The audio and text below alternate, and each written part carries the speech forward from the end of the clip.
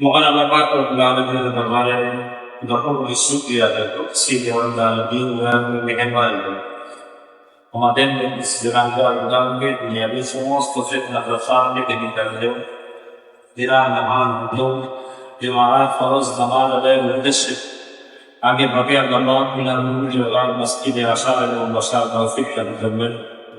إذا أمر الله رب العالمين الأربعة الشكر المقدسين أمركم بالتوحيد الحمد لله الحمد لله ربنا لك الحمد ربنا لك الحمد حمدا كثيرا حمدا كثيرا طيبا طيبا مباركا فيه مباركا فيه يا ربي يا ربي لك الحمد لك الحمد كما ينبغي كما ينبغي لجلال وجهك لجلال وجهك وعظيم سلطانك وعظيم سلطانك সমস্ত প্রশংসা আল্লাহ নবীর তাদেরকে জবাব সীমাত গুহার দিক থেকে আজকে মার্জন করতে আমাদের এই সুস্থতা শিক্ষা কায়াতে যে বলা হয়েছে এজন্য আবার আল্লাহ পাকের শুকরিয়া আদায় করছি আলহামদুলিল্লাহ। আলহামদুলিল্লাহ। আজকে আমরা যে আয়াত যেটা পাঠ করছি সূরা তাহরিম থেকে একটি আয়াতের আশিকুশ রকমের আওয়াজ করছি আল্লাহ পাক নাম বলেন এই আয়াতের আলোকে আপনাদের সামনে কিছু কথা বলার চেষ্টা করি ইনশাআল্লাহ। এই আয়াতের মধ্যে আল্লাহ পাক রব্বুল আলামিন ঈমানদারদেরকে ডাক দিয়ে বলছেন ইয়া আইয়ুহাল্লাযীনা আমানু তুবু ইলাল্লাহি তাওবাতান নাসুহা। আল্লাহ পাক রব্বুল আলামিন বলেন তোমরা ইস্তেগফার করো তওবা করো যদি তোমাদের দ্বারা অপরাধ হয়ে যায় অন্যায় হয়ে যায় তোমরা তওবা করো তাওবা নাসুহা করো এমন তওবা করো যে গুনাহ আর জীবনে কখনো করবো। এই বিষয়ের উপরে অটল থাকা তাহলে তাওবা নাসুহা যদি এটা করতে পারো আসা রাব্বুকুম আই ইউকাফিরা আনকুম সাইয়্যাতিকুম। আল্লাহ পাক রব্বুল আলামিন বলেন যদি এটা তোমরা করতে পারো তাহলে তোমাদের অতীতের যত গুনাহগুলো আছে সাইয়্যাতগুলো আছে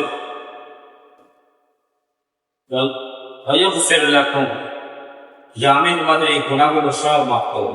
সুবহানাল্লাহ। শুধু তাই না ওয়ায়ুদখিলাকুম এবং আমি তোমাদেরকে প্রবেশ করাবো জান্নাতুন তাজরি মিন তাহতিহাল আনহার এমন সুন্দর জান্নাত যে জান্নাতের তলদেশ দিয়ে নহর বা নদী বয়ে গেছে। সুবহানাল্লাহ।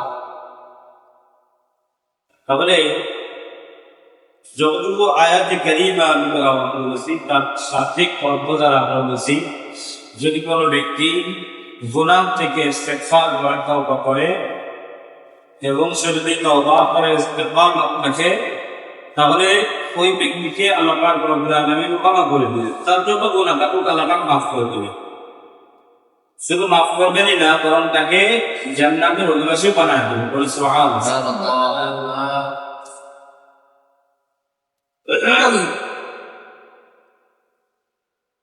গুনাহ নাই এমন মানুষ পৃথিবীতে নাই বললে ঠিক না। আমরা সবাই ভুলের ভিতরে ভুলের মধ্যে কেউ নয়।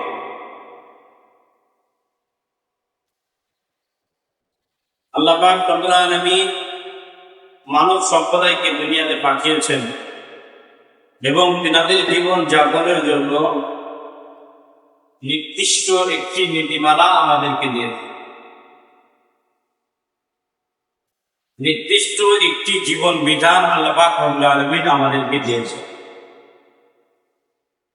ঠিক যেমন কোন ব্যক্তি বাংলাদেশে যদি জন্মগ্রহণ করে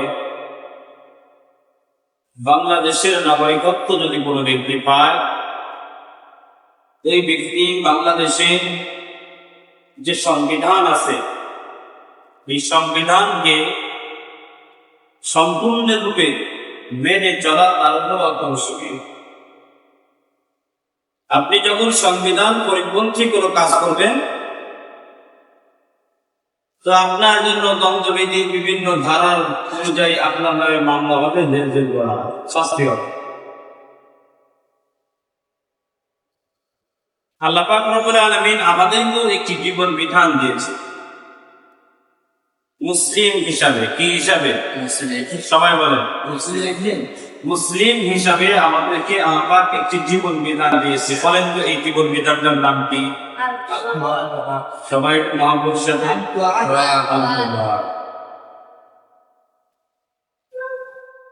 এই জীবন বিধান, এখানে আপনি যে বিষয়ের সমাধান চাবেন, যে সমস্যার সমাধান আপনি চাবেন, আল্লাহ পাক রব্বুল আলামিন সমস্ত সমস্যার সমাধান করেছেন কোরআনের মধ্যে।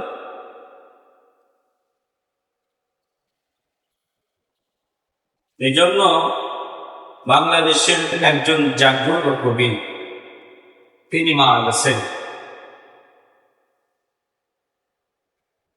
আল্লাহ পাকের এই গোলাম, তিনি কিনা গজলের ভিতরে আইনুদ্দিন আল-আযহার রাহমাতুল্লাহি আলাইহি, তিনি কিনা গজলের একটা বাণী এভাবেই দিয়েছিলেন, সমাধান চাও যদি জীবনে মরণে, ফিরে যাও খুঁজে নাও চোখ রাখো খোলা। সমাধান তুমি যেটাই খুঁজবা, তোমাকে ফিরে যেতে হবে কোরআনের কাছে। কোরআনের কাছে যখনই যাওয়া যাবে তখনই এর সমাধান হয়েছে।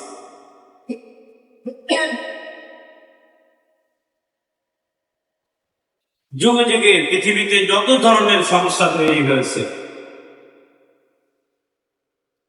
পর্যায়ক্রমে আল্লাহ পাক রব্বুল আলামিন নবী যতদিন দুনিয়াতে বেঁচে ছিলেন, এটার উপরে যতদিন কোরআন নাযিল হয়েছে, বিভিন্ন সমস্যার সমাধান আল্লাহ কোরআনের মধ্যে দিয়ে দিয়ে দিয়ে দিয়ে কোরআনকে আমাদের মাধ্যমে।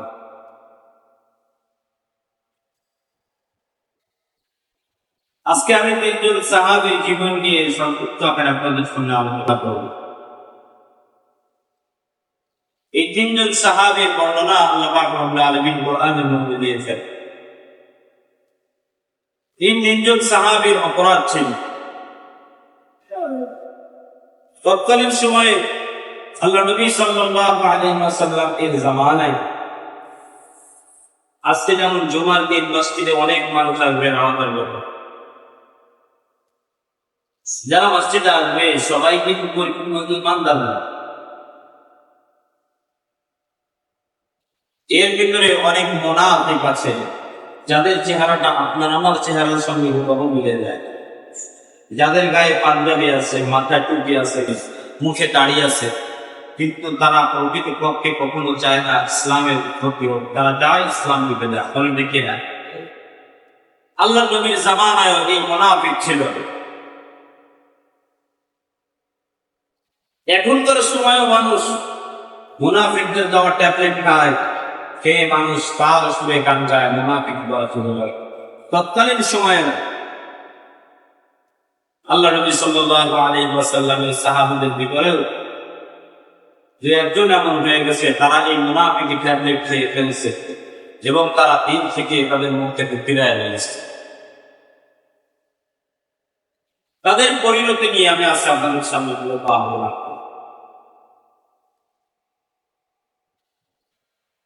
মুনাফিকি এটা বড় জঘন্য জঘন্য জঘন্য একটা শব্দ। মুনাফিক তিনবার বললাম। আল্লাহ পাক রব্বুল আলামিন মুনাফিকদের কথা বলছেন, ইন্নাল মুনাফিকিনা ফিদ দারকিল আসফালি মিনান নার। মুনাফিকদের জায়গা কোথায়? আল্লাহ পাক বলছেন জাহান্নামের একেবারে নিচের অংশে, সেখানে মুনাফিকদের অবস্থা হবে।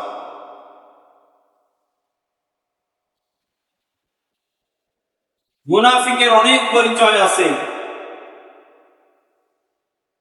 এই পরিচয়গুলো যদি সময় সুযোগ হয় ইনশাআল্লাহ আগামীতে আপনাদের সামনে আমি আসতেছি জানানোর জন্য। তবে সহজ ভাষায় আমরা এক ধরনের মুনাফিক চিনতে পারি। কি চেনেন আপনারা? হ্যাঁ, মানে রং বদলা, এরপরে এক ধরনের সাপ আছে দেখবেন, সেই জায়গায় যাই ওই জায়গার মধ্যে কালার হয়ে যায়। এই যে রং বদলায়, এই রং বদলার মানুষগুলোই হচ্ছে কর্তৃপক্ষের মুনাফিক। এরা যেই দিক থেকে বৃষ্টি আসে চেষ্টা করে ছাতিটা ওই দিকে ঘোরায় ধরবো, যাতে বৃষ্টির পানি আমার গায়ে না লাগে। ইমানদার বসে যে বৃষ্টি আসবে বৃষ্টির পানিতে ভিজবে, প্রয়োজন হলে বজ্রপাত যেখানে হবে সেখানে দিয়েও সে দাঁড়িয়ে যাবে, বলেন ঠিক কিনা? ইমানদার তো ভয় পাবে না, কিন্তু মুনাফিক সে চেষ্টা করে আমার গায়ে যেন আঘাতটা কোনো কায়দায় না আসে।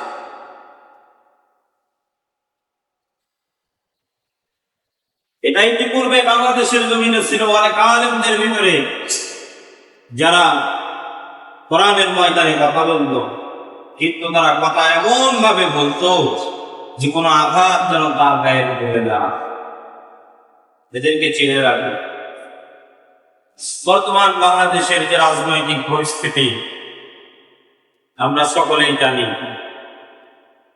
এই রাজনৈতিক পরিস্থিতির ভিতরেও দেখবেন অনেকে গিরগিটির মতো গায়ের কালার পরিবর্তন করে। এদেরকে চিনে রাখবেন।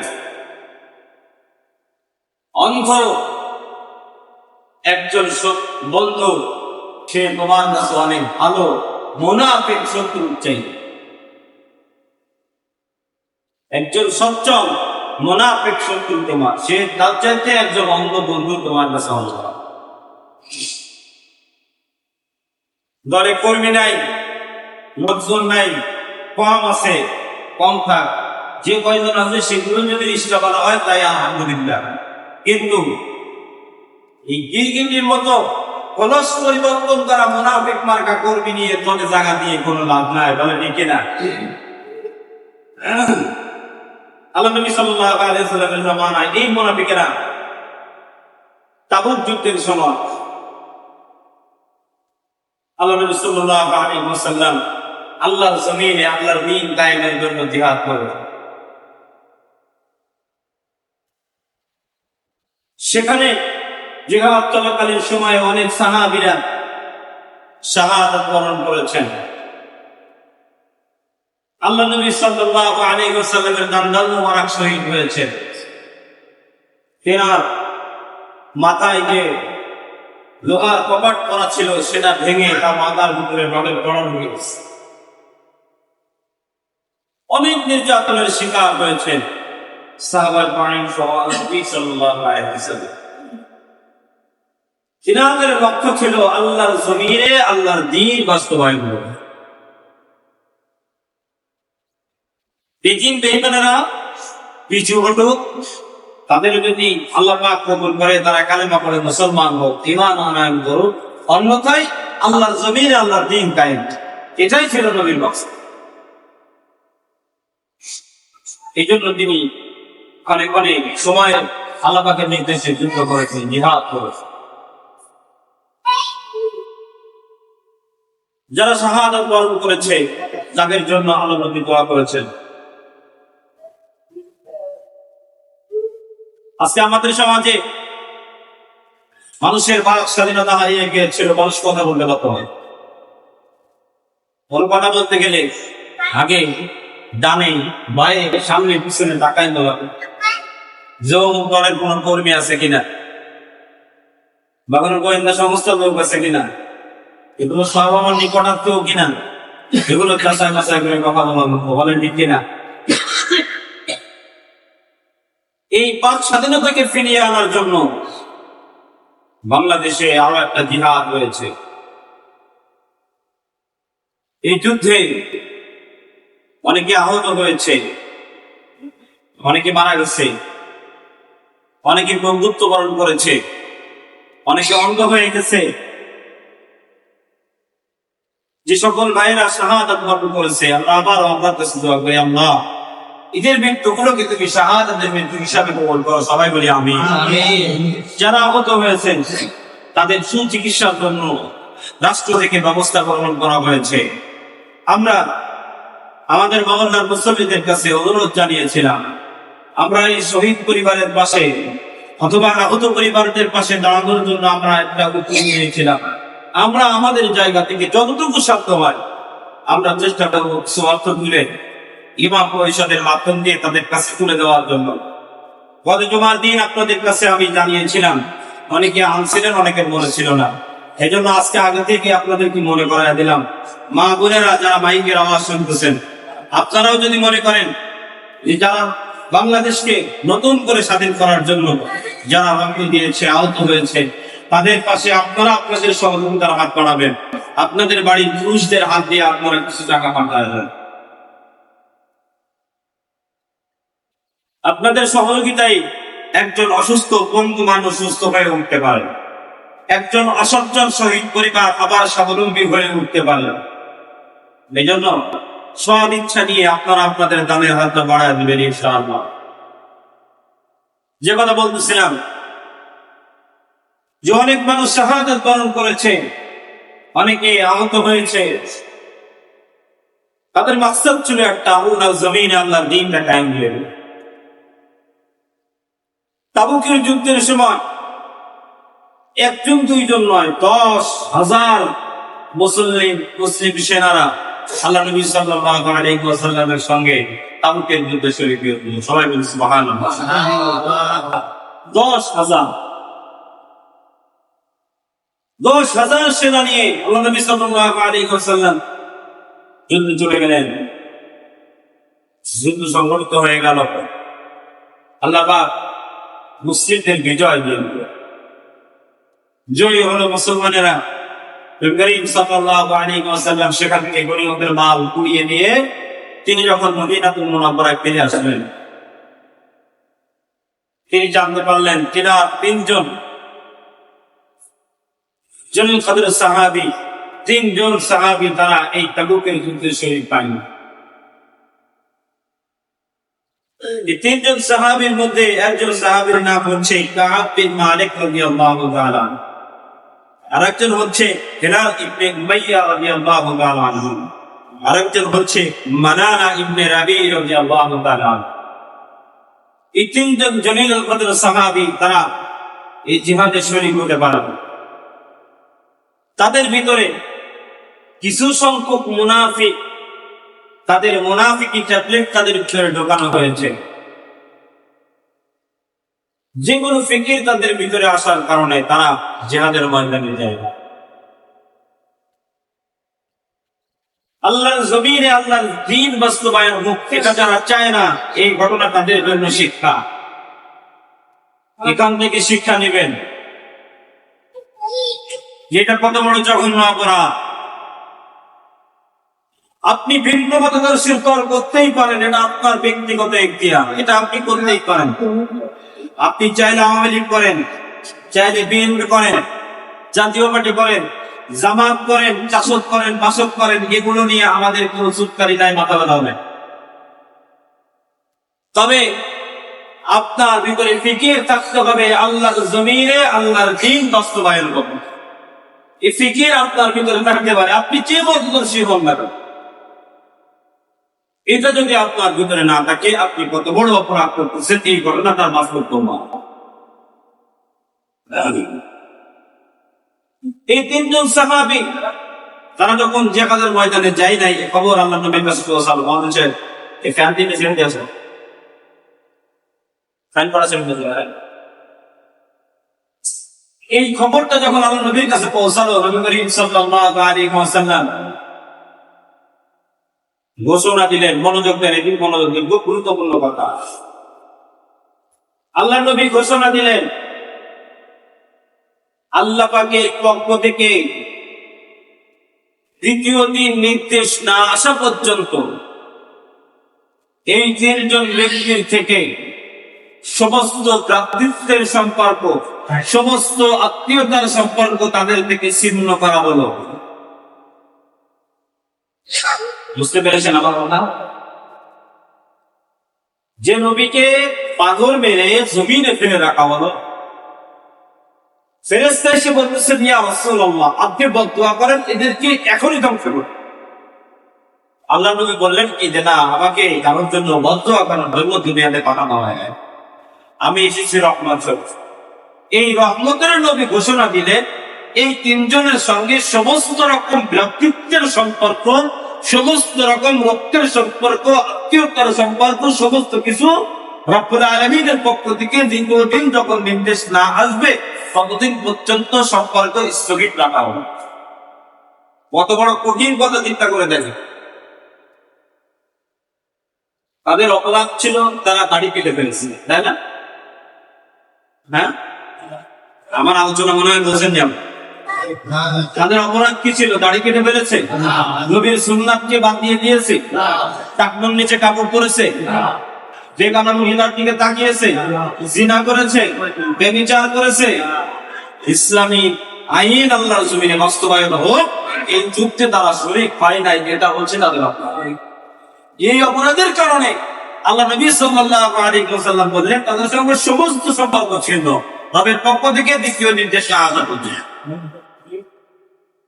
এখন আপনি কোন দলের আশায়, কার মহব্বতে পড়ে আল্লাহর জমিনে আল্লাহর দ্বীন বাস্তবায়ন হবে এটা আপনি চান না?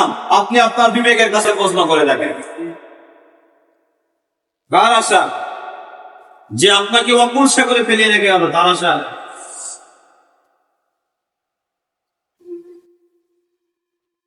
আল্লাহর জমিনে আল্লাহর দ্বীন বাস্তবায়ন হবে এটা যারা চায় না, নামাজ না পড়া যেমন অপরাধ, রোজা না রাখা যেমন অপরাধ, হজের সামর্থ্য হওয়ার পরে হজ না করা যেমন অপরাধ, মিথ্যা বলা যেমন অপরাধ, আল্লাহর জমিনে আল্লাহর দ্বীন বাস্তবায়ন হোক এটাও যেমন চায় না, এটাও তেমন পূর্ণ অপরাধ, ঠিক না?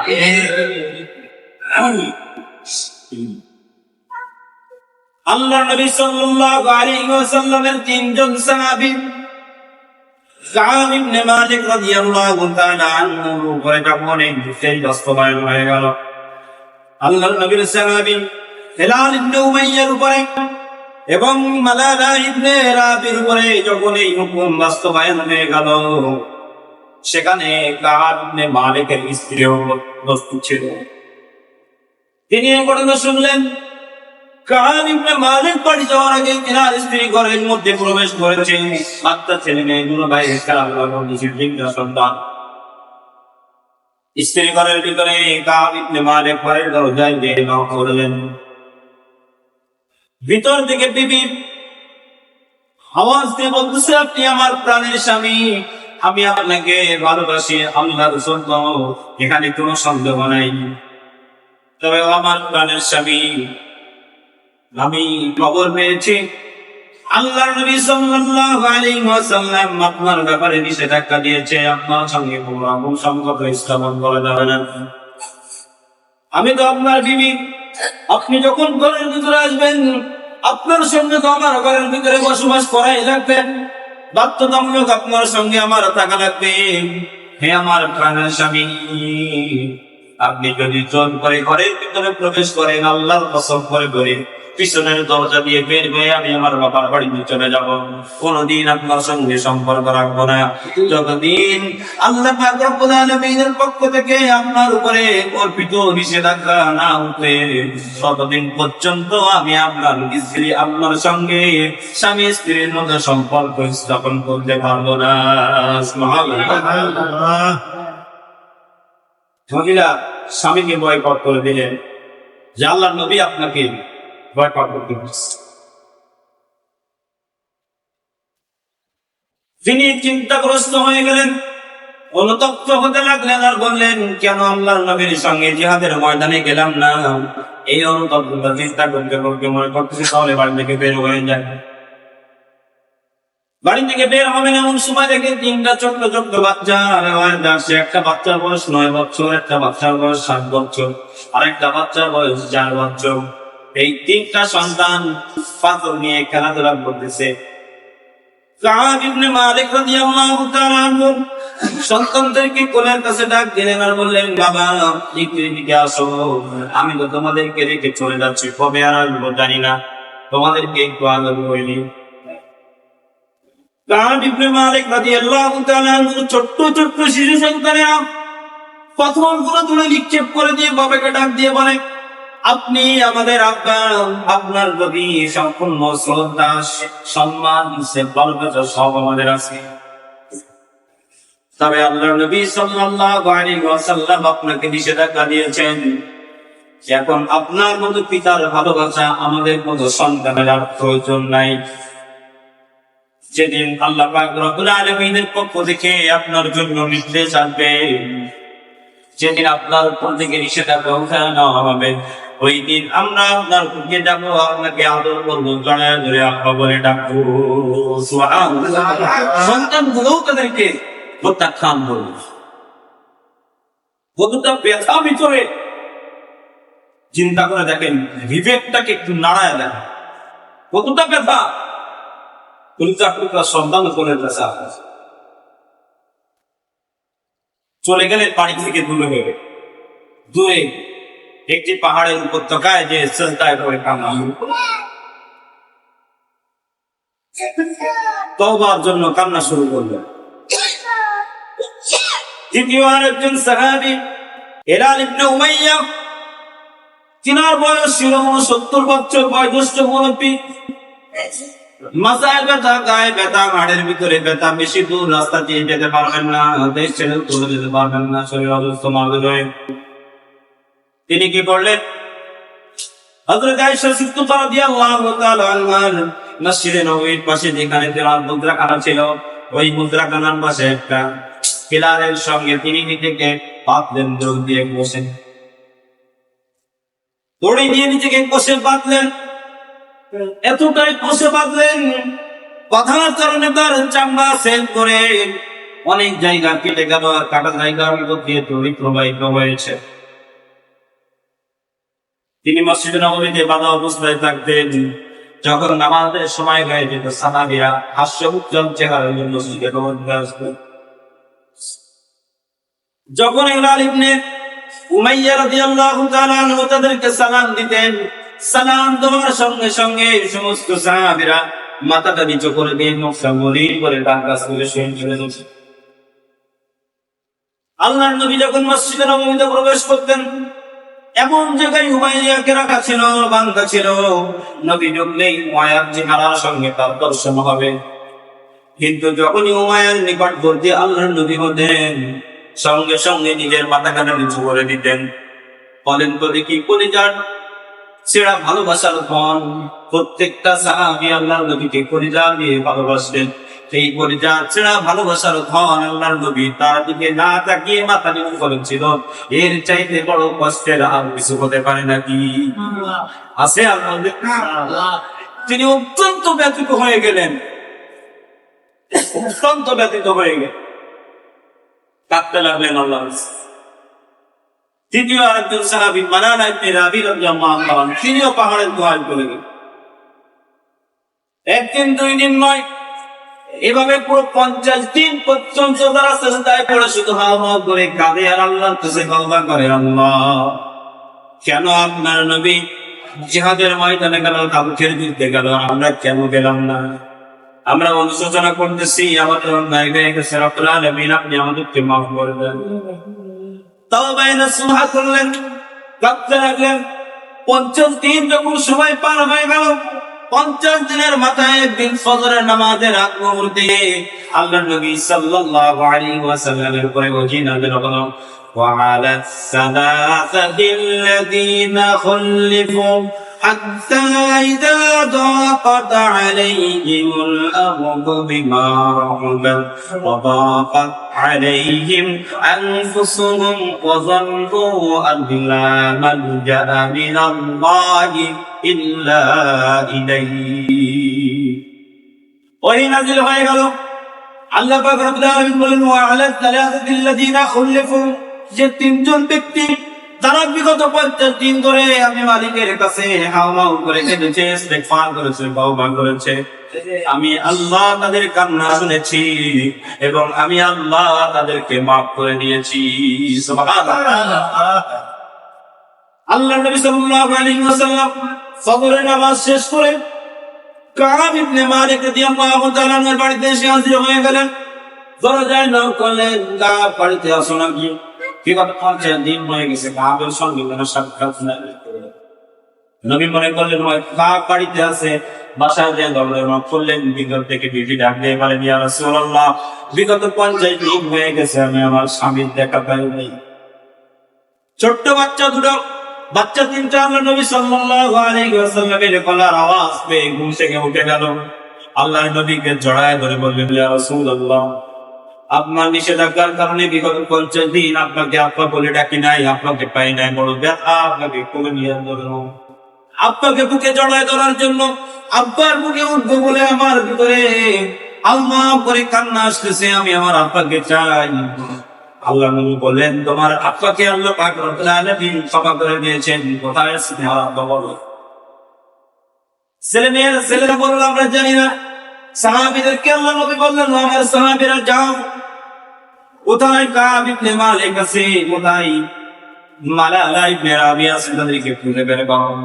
খুঁজতে গিয়ে দেখা গেল বাড়ি থেকে প্রায় 3 কিলোমিটার দূরে একটি পাহাড়ের উপত্যকায় তারা বসে সিজদায় পড়ে আমার করে কাঁদছে আর আল্লাহর কাছে মাফ চাইছে। আল্লাহ নবী সাল্লাল্লাহু আলাইহি ওয়াসাল্লাম যে বললেন, কাব ইবনে মালিক, সিজদা থেকে ওঠো, তোমাকে ক্ষমা করে দেওয়া হলো। কাব ইবনে মালিক উত্তর দিলেন, ইয়া রাসূলুল্লাহ, এই ক্ষমাটা কি আপনি আমাকে করেছেন নাকি মালিক আমাকে ক্ষমা করেছে? আমাকে নিরুদ্দেশ থাকার কারণে বা আমার কান্নার খবর আপনার কাছে পৌঁছানোর কারণে আপনার তীরে হয়তো মায়া হয়েছে, এই জন্য কি আপনি আমাকে মাফ করলেন নাকি মালিক মাফ করলেন? তখন নবী করিম সাল্লাল্লাহু আলাইহি ওয়াসাল্লাম এই আয়াত পড়ে শোনালেন, ওয়া আলা সালাতিল লাযিনা উলিফু। এই আয়াত যখন শোনালেন, আল্লাহর নবীর ওই 3 জন জলিলুল কদর সাহাবী কান্না ছেড়ে আল্লাহর শুকরিয়া আদায় করলেন যে আল্লাহ বিগত দিনের কান্নাগুলো বদৌলতে আপনি আমাদের জীবনের গুনাহগুলো মাফ করে দিয়েছেন। সুবহানাল্লাহ। আজকের আলোচনার শুরুতে আমি যে আয়াত কারিমা পড়েছিলাম, ইয়া আইয়ুহাল্লাযীনা আমানু তুবু ইলাল্লাহি তাওবাতান নাসুহা, যদি কোন ব্যক্তি অপরাধ করে ফেলে, গুনাহ করে ফেলে, অপরাধ করার পরে যদি গুনাহ থেকে ইস্তিগফার করে, তওবা নাসুহা পড়ে, আল্লাহ পাক রব্বুল আলামিন বলেন, আসারাকুম আইয়াগফিরা আনকুম সাইয়্যাতিকুম, তার জীবনের সমস্ত গুনাহগুলো, সমস্ত অপরাধগুলোকে আমি সাইয়্যাতকে হাসানাত দ্বারা পরিবর্তন করে দিব। শুধু তাই নয়, ওয়ায়ুদখিলাকুম জান্নাতিন তাজরি মিন তাহতিহাল আনহার, তাদের জন্য এমন একটা জান্নাতের ব্যবস্থা আমি করে দিব যে জান্নাতের তলদেশ দিয়ে নদী প্রবাহিত হয়েছে। সুবহানাল্লাহ। এই যে জলিলুল কদর 3 জন সাহাবীকে আল্লাহ পাক মাফ করে দিলেন, ক্ষমা করলেন, মানে তাদের জন্য জান্নাতের ফয়সালা করলেন। তো যারা মুনাফিক আছে আমাদের সমাজে, বিশেষ করে আজকের এই ঘটনা দ্বারা এই মুনাফিকদেরকে আপনারা চিনবেন, যাদের আমাদের মতো গায়ে লিবাস আছে, মুখে দাড়ি আছে, মাথায় টুপি আছে, কিন্তু এই আল্লাহর গোলামগুলো চায় না আল্লাহর জমিনে আল্লাহর দ্বীন বাস্তবায়ন করে, ঠিক না? অসংখ্য মানুষ আছে এমন যাদের এই হীনমনতা আছে, আপনারা আপনাদের ভিতর থেকে এই হীন চিন্তা ভাবনা গুলোকে দূর করে দেয়, এগুলোকে মাইনাস করেন। আপনি যে দল করেন এটা আপনার ব্যক্তিগত মতামত, এ নিয়ে আমি কোনো বক্তব্য দিতে চাই না। আপনার ব্যক্তিগত এখতিয়ার, আপনি কোন দল করবেন, তবে আপনার ভিতরে ফিকির থাকতে হবে আল্লাহর জমিনে আল্লাহর দ্বীন বাস্তবায়ন করে ইনশাআল্লাহ। ইতিপূর্বে আমাদের কাছে সুযোগ না থাকলেও আগামীর দিনগুলোতে আমাদের জন্য বড় সুযোগ রয়েছে যে আল্লাহর জমিনে আল্লাহর দ্বীন যেন বাস্তবায়ন হয়। এখন আল্লাহর জমিনে আল্লাহর দ্বীন বাস্তবায়ন করবে কারা? যারা দ্বীন থেকে বাইরে আছে তারা, সবাই বলেন, যারা দ্বীনের ভিতরে আছে তারা, বলে ঠিক কিনা? যারা দ্বীন নিয়ে চলে, যারা কোরআন নিয়ে চলে, যারা হাদিস নিয়ে চলে, যারা সুন্নাহ নিয়ে চলে, এরাই তো পারবে আল্লাহর জমিনে আল্লাহর দ্বীনকে বাস্তবায়ন করতে। যারা আল্লাহর জমিনে আল্লাহর কথা বলার জন্য কারা ভোগ করেছে, যারা দীর্ঘদিন বাড়ি থেকে নির্বাসিত ছিল, ছেলে মেয়েদের মুখ দেখে নাই, যারা আয়না ঘরে কষ্ট ভোগ করেছে, এই মানুষগুলোই তো পারবে আল্লাহর জমিনে আল্লাহর দ্বীন বাস্তবায়ন করতে, বলে ঠিক না? এই আলোচনাগুলো আপনাদের কাছে এই জন্যই করতেছি, আপনাদের বিবেক গুলোকে একটু জাগ্রত করার জন্য। বিগত 16 বছর মানুষের বিবেক একেবারেই মরে গেছে। আপনার সামনের পরে হাজার লক্ষ সহস্র কোটি নিযুত কোটি যা বলবেন আপনি, যত অপরাধ আপনার সামনে হোক না কেন, কোন মানুষ কোন আওয়াজ করে নাই, বলে ঠিক কিনা? কেউ কোনো আওয়াজ করে নাই। এখন বাংলাদেশের মানুষের বাক স্বাধীনতা ফিরে। এখন আপনি একটা অন্যায় করেন, দেখবেন সামজাতে একজন না হোক 5জন লোক দাঁড়িয়ে যাবে আপনার অন্যায় প্রতিবাদ করেন, ঠিক না? অর্থাৎ মানুষের বিবেকটা জাগ্রত হয়েছে। এই জাগ্রত বিবেককে আরো বেশি সচেতন করার জন্য এই আলোচনা, যে আপনার বিবেকটাকে আপনি সঠিক জায়গায় কার্যক্রমে বাস্তবায়ন করেন, জাগ্রত করেন, কাজে লাগান। আপনার এই বিবেককে সঠিক জায়গায় লাগান, যাদেরকে দিয়ে আল্লাহর জমিন আল্লাহর দ্বীন বাস্তবায়ন হবে তাদের পাশে আমরা দাঁড়াবো, বলি ইনশাআল্লাহ। এখানে আমি কোনো দলকে মাকসাদ করলাম না, কোন দলকে মাকসাদ নয়। আওয়ামী লীগের ভিতরেও যদি কোন ন্যায্য ইমানদার ব্যক্তি থাকে তার পাশে আমরা দাঁড়াবো। বিএনপি, জাতীয় পার্টি, জামাত, জাসদ, মাসুদ, যে দলে থাকুক না কেন, ইনসাফ ভিত্তিক এবং ঈমানওয়ালা মানুষ যারা হবে আমরা তাদের পাশে আছি, বলে ইনশাআল্লাহ। এগুলো আপনাদের নজর দিয়ে আপনারা দেখবেন কোথায় আছে ঈমানওয়ালা মানুষ। তাদের কথা শুনলে মানুষের দিলগুলো নরম হয়ে যায়। আমি কোন দলের নাম বললাম না, একটা দলের আমিরের একটা ছোট্ট বক্তব্য আপনাদের সামনে তুলে দিন। বাংলাদেশে বন্যা চলতেছে, বন্যায় অসংখ্য মানুষ তারা ক্ষতিগ্রস্ত। এর ভিতরে নির্দিষ্ট একটা দলের একজন আমির, তিনি কিছু ওটাও নিয়ে বন্যাত্মদের মানুষদেরকে দেখতে গেছে, যেটা আমি এটিএন নিউজের একটা সংবাদ আপনাদেরকে বলেছি।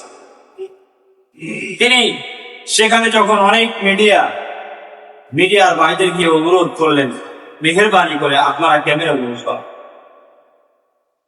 জিজ্ঞাসা করা হলো কেন? তিনি বললেন, এখানে আমি এসেছি এই বন্যাত্ম যে মানুষগুলো, আমার ভাই বোনেরা যারা আক্রান্ত হয়েছে তাদেরকে দেখতে এসেছি। আমি কোনো ত্রাণ নিয়ে আসি নাই, আমি আমার আক্রান্ত ভাই বোনদের বাড়িতে বেড়াইতে এসেছি। আর ভাই বোনদের বাড়িতে অনেকদিন পরে বেড়াইতে আসলে কিছু উপহার নিয়ে আসতে হয়, আমি সেই উপহার নিয়ে আমি আমার ভাই বোনদের সঙ্গে সাক্ষাৎ করি। আমি ত্রাণ দিয়ে মানুষের মধ্যে ঢাকঢোল পিটায় মানুষকে দেখাইতে চাই না, ক্যামেরাগুলো বন্ধ। এমন নেতাই তো আমরা চাই যারা মানুষের পাশে দাঁড়াবে, কিন্তু ঢাকঢোল পিটিয়ে মানুষকে জানানোর চেষ্টা করবে না, মানে ঠিক কিনা? আমাদের বর্তমান যিনি রাষ্ট্রপ্রধান আছেন ডক্টর মোহাম্মদ ইউনূস, রাষ্ট্রপ্রধানতার দায়িত্ব নিয়েছেন মনে হয় 25-26 দিন হবে। আমার জানা মতে তার ব্যক্তিগত তহবিল থেকে এই বন্যায় আক্রান্ত মানুষের পাশে প্রায় 1000 কোটি টাকা তারা খরচ করেছে এবং সেই ত্রাণ তহবিল তৈরি করেছে। সেখানে মানুষ সহযোগিতা করতেছে। আপনারা মিডিয়ার মাধ্যমে দেখবেন যে মানুষ, এই বন্যাত্ম মানুষগুলোর কাছে কিভাবে খাবার পৌঁছানো হচ্ছে, ঠিক কিনা? কিভাবে সরঞ্জাম পৌঁছানো হচ্ছে।